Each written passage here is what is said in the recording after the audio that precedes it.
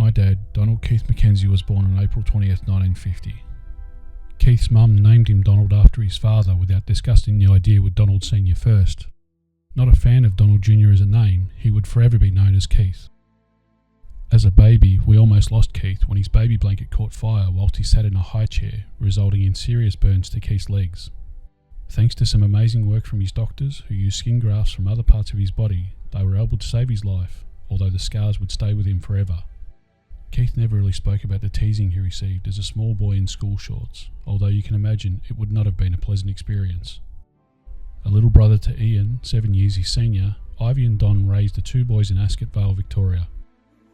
At 17, Keith met Irene on holidays at Rosebud, and a relationship that lasted nearly 60 years began.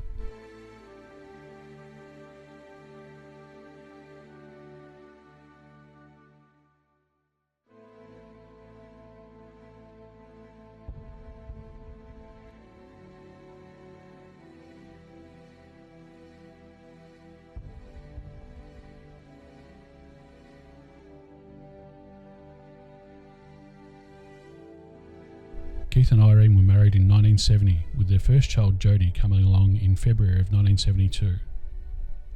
Keith always said he wanted a blue-eyed blonde daughter, and with the arrival of Jodie, he got his wish. I'm sure he also mentioned to someone at some point that he wanted a red-headed son as well, so lucky for him, I followed Jodie, despite a difficult delivery, being born in November of 1973. With the arrival of Michael, me, their little family was complete. Keith and Irene bought their first home in Melton in the early 70s, but this was too removed from their friends and family and all the action, so they moved back to Ascot Vale. Throughout the 70s and 80s, there were many happy times spent at the footy, at Nana Saw's place afterwards, and at countless extended family parties. Coming from a small family, Keith loved Irene's cousins and never-ending reasons to get together and celebrate.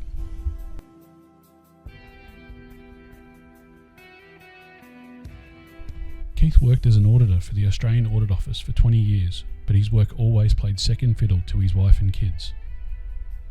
Keith was a hands-on dad, always involved in Jodie and my sports, even taking on team manager at my junior footy club. I'll cherish the morning spent with Dad driving to and from the footy or indoor cricket centre, discussing how I could improve my skills or how bad the umpires were.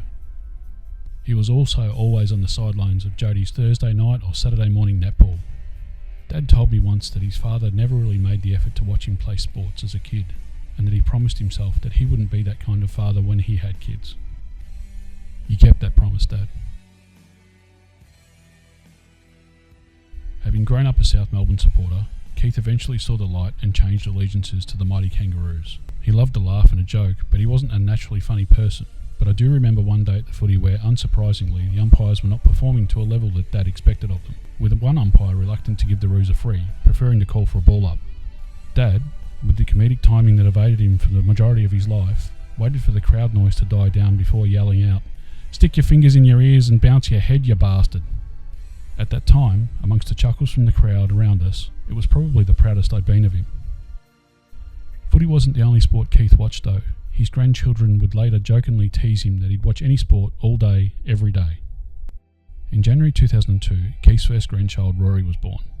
Following in his father's footsteps, Rory's delivery was dramatic, but Keith was instantly proud of his new title, Pop. In July of the same year, Aiden came along, and within 6 months, Keith had 2 fine young healthy grandsons to enjoy.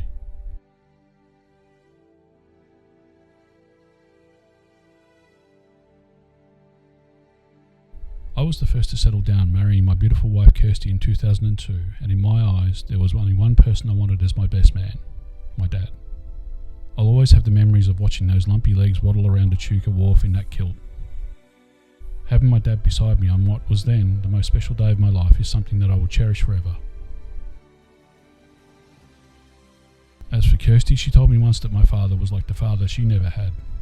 The memories of the whole family proudly wearing the McKenzie tartan make for wonderful photos and special recollections, especially babies Rory and Aiden in tiny kilts made by their nan. Over the next few years, 2 more grandsons came along, Luke in 2004 and Rafe in 2005. Keith was already so happy with his brood of grandchildren when, after Jodie and Dave married in 2006, he was blessed with his one and only granddaughter, Angelique, in 2007. Keith and Irene moved to Francis Street, Echuca in 2007, where many family holidays were celebrated. Keeping us warm by the fire, changing nappies, and forever making bottles for grandchild after grandchild, Keith was in his element. Speaking of fireplaces, Keith was the master of how to light and maintain a fire, and God help anyone who tried to get involved. You would have thought, given his early experiences with fire, he'd have some aversion to it. There were trips to the Echuca Bowling Club on the courtesy bus, visits to the lady with the snakes next door, and an endless supply of Poppy's Bickies at breakfast.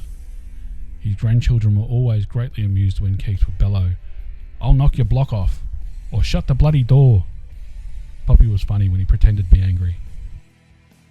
It's fair to say Keith was not afraid of a little DIY when it came to repairing or renovating the houses he and Irene lived in, but sometimes we were afraid for him, and for good reason. There was a time he was on the roof for some reason when he slipped, slid all the way off the roof, performing a perfect dismount, landing on 2 feet, suffering no injuries. Or there was the time he thought it safe to stand on the railing of the back deck, holding a post for balance while he trimmed some plants with an electric hedge trimmer.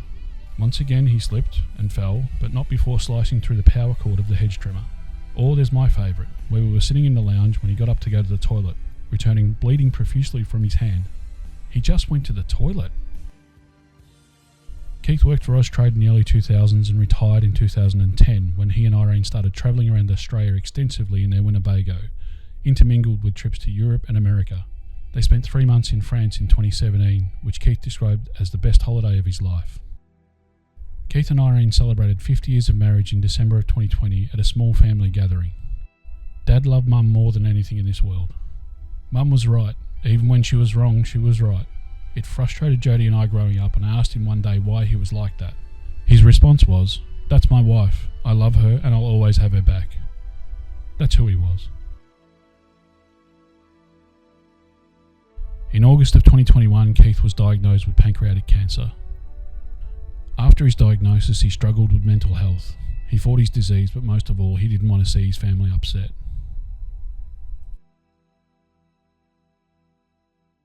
On the first day of spring 2025, Keith passed away in his room at the Doodagalla Aged Care Facility. He could finally rest. Keith McKenzie was loved.